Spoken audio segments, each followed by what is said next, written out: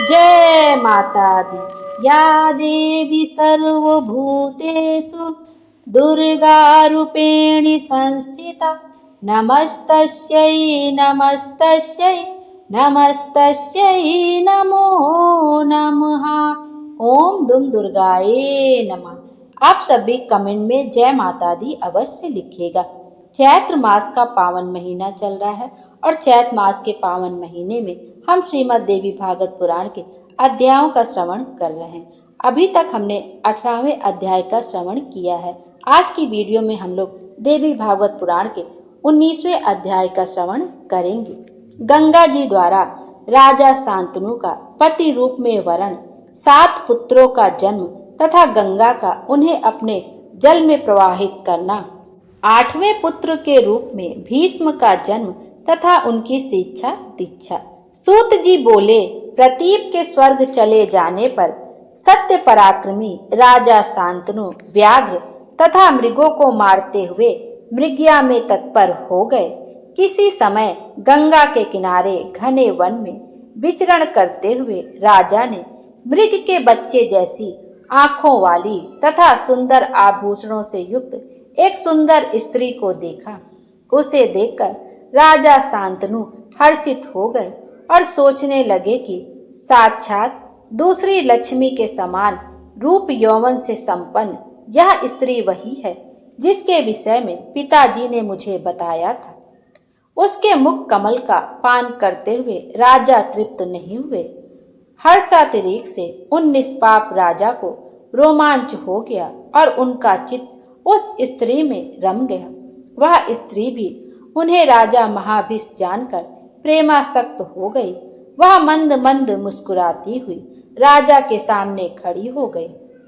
उस सुंदरी को देखकर राजा अत्यंत प्रेम विवश हो गए तथा कोमल वाणी से उसे सांत्वना देते हुए मधुर वचन कहने लगे।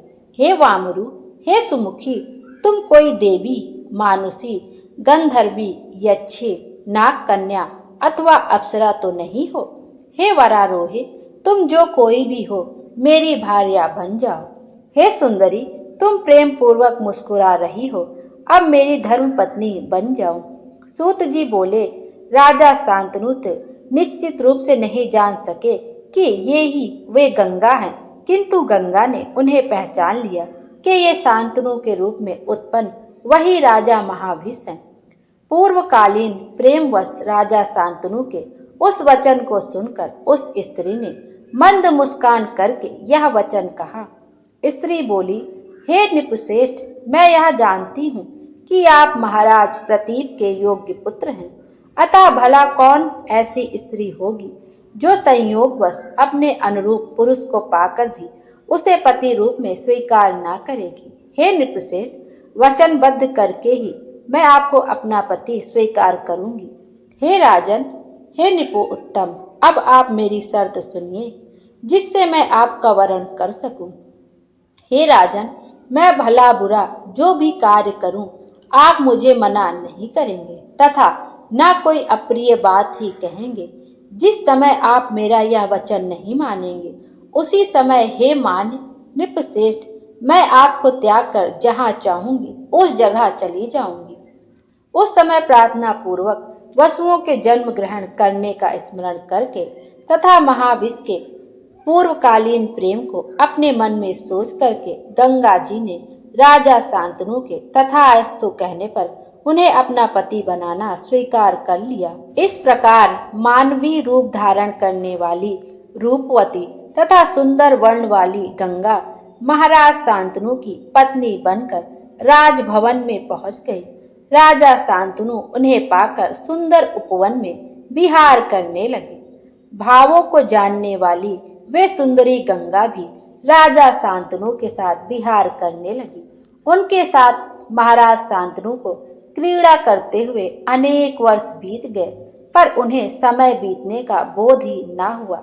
वे उन मृगलोचना के साथ उसी प्रकार विहार करते थे जिस प्रकार इंद्राणी के साथ इंद्र, सर्वगुण संपन्ना गंगा तथा चतुर शांतनु भी दिव्य भवन में लक्ष्मी तथा नारायण की भांति विहार करने लगे। इस प्रकार कुछ समय बीतने पर गंगा जी ने महाराज शांतनु से गर्भ धारण किए और यथा समय उस सूर्यननी ने एक वसु को पुत्र रूप में जन्म दिया। उन्होंने उस बालक को उत्पन्न होते ही तत्काल जल में फेंक दिया। इस प्रकार दूसरे, तीसरे, चौथे, पांचवें, छठे तथा सातवें पुत्र के मारे जाने पर राजा शांतनु को बड़ी चिंता हुई। उन्होंने सोचा, अब मैं क्या करूं? मेरा वंश इस पृथ्वी पर सुस्थिर कैसे होगा? इस पापनी ने मेरे 7 पुत्र मार डाले। यदि इसे रोकता हूं तो यह मुझे त्याग कर चली जाएगी। मेरा अभिलषित 8वां गर्भ भी इसे प्राप्त हो गया है। यदि अब भी मैं इसे रोकता नहीं हूं तो यह इसे भी जल में फेंक देगी। यह भी मुझे महान संदेह है कि भविष्य में कोई और संतति होगी अथवा नहीं। यदि उत्पन्न हो भी तो पता नहीं यह दुष्टा उसकी रक्षा करेगी अथवा नहीं। इस संशय की स्थिति में अब मैं क्या करूं? वंश की रक्षा के लिए मुझे कोई दूसरा यत्न करना ही होगा।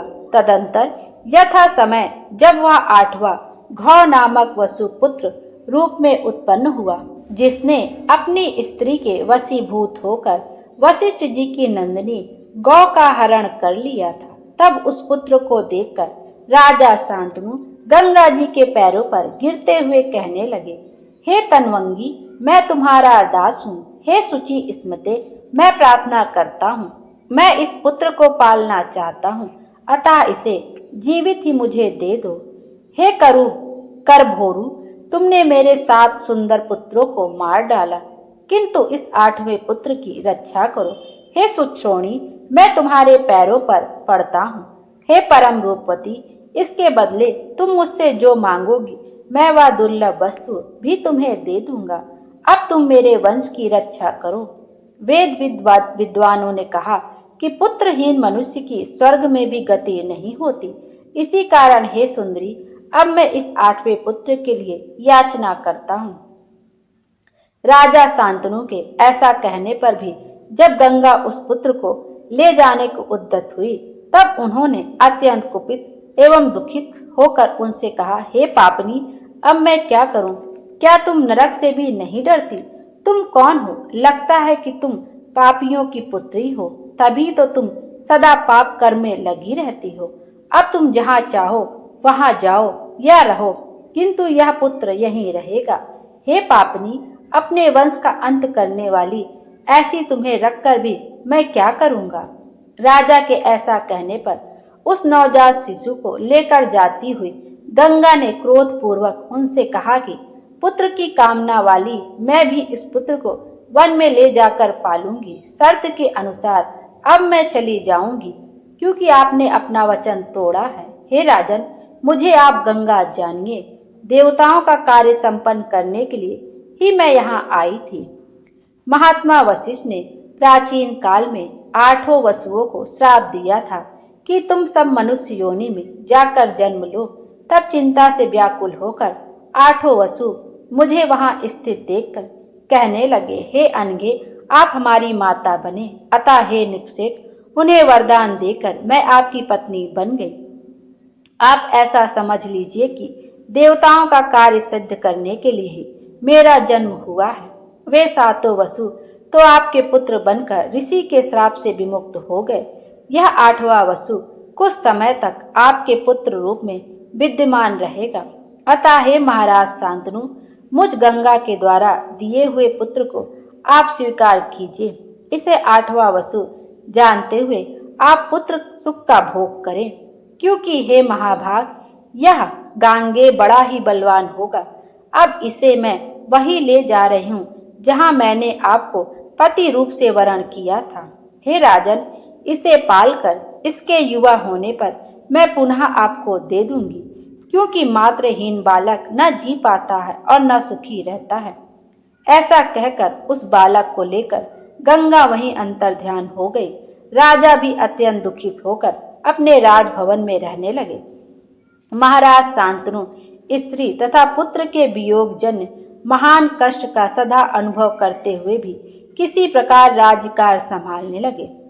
कुछ समय बीतने पर महाराज आखेट के लिए वन में गए। वहां अनेक प्रकार के मृगगणों, भैंसों तथा सूकरों को अपने बाणों से मारते हुए वे गंगा जी के तट पर जा पहुंचे। उस नदी में बहुत थोड़ा जल देखकर वे राजा शांतनु बड़े आश्चर्य में पड़ गए। उन्होंने वहां नदी के किनारे खेलते हुए एक बालक को महान धनुष को खींचकर बहुत से बाणों को छोड़ते हुए देखा। उसे देखकर राजा शांतनु बड़े विस्मित हुए और कुछ भी नहीं जान पाए। उन्हें यह भी स्मरण न हो पाया कि यह मेरा पुत्र है या नहीं। उस बालक के अति मानवीय कृत्य, बाण चलाने के हस्त लाघव, आसारण विद्या और कामदेव के समान सुंदर रूप को देखकर अत्यंत विस्मित राजा ने उससे पूछा, हे निर्दोष बालक, तुम किसके पुत्र हो? किंतु उस वीर बालक ने कोई उत्तर नहीं दिया और वह बाण चलाता हुआ अंतर्ध्यान हो गया। तब राजा शांतनु चिंतित होकर सोचने लगे, कहीं ये मेरा ही पुत्र तो नहीं? अब मैं क्या करूं और कहाँ जाऊं? तब उन्होंने वहीं खड़े होकर समाहित चित्त से गंगा जी की स्तुति की। तब गंगा जी ने प्रसन्न होकर पहले के ही समान एक रूपवती स्त्री के रूप में उन्हें दर्शन दिया। सर्वांग सुंदरी गंगा जी को देखकर राजा शांतनु बोले, हे गंगे, यह बालक कौन था और कहाँ चला गया?